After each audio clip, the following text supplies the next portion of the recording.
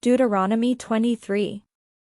No one whose testicles are crushed or whose penis is cut off shall be admitted to the assembly of the Lord. Those born of an illicit union shall not be admitted to the assembly of the Lord.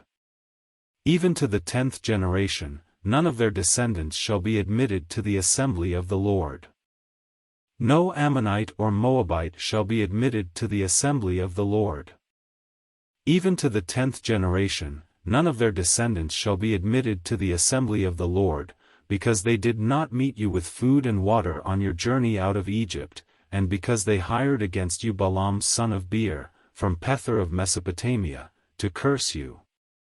Yet the Lord your God refused to heed Balaam. The Lord your God turned the curse into a blessing for you, because the Lord your God loved you. You shall never promote their welfare or their prosperity as long as you live. You shall not abhor any of the Edomites, for they are your kin.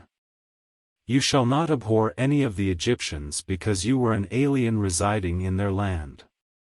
The children of the 3rd generation that are born to them may be admitted to the assembly of the Lord. When you are encamped against your enemies you shall guard against any impropriety.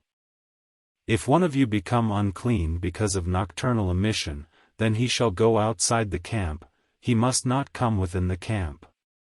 When evening comes, he shall wash himself with water, and when the sun has set, he may come back into the camp. You shall have a designated area outside the camp to which you shall go. With your utensil you shall have a trowel. When you relieve yourself outside, you shall dig a hole with it and then cover up your excrement. Because the Lord your God travels along with your camp, to save you and to hand over your enemies to you, therefore your camp must be holy, so that he may not see anything indecent among you and turn away from you. Slaves who have escaped to you from their owners shall not be given back to them.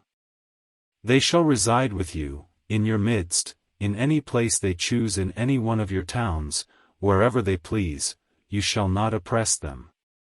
None of the daughters of Israel shall be a temple prostitute, none of the sons of Israel shall be a temple prostitute. You shall not bring the fee of a prostitute or the wages of a male prostitute into the house of the Lord your God in payment for any vow, for both of these are abhorrent to the Lord your God. You shall not charge interest on loans to another Israelite, interest on money, interest on provisions, interest on anything that is lent. On loans to a foreigner you may charge interest, but on loans to another Israelite you may not charge interest, so that the Lord your God may bless you in all your undertakings in the land that you are about to enter and possess. If you make a vow to the Lord your God, do not postpone fulfilling it, for the Lord your God will surely require it of you, and you would incur guilt. But if you refrain from vowing, you will not incur guilt.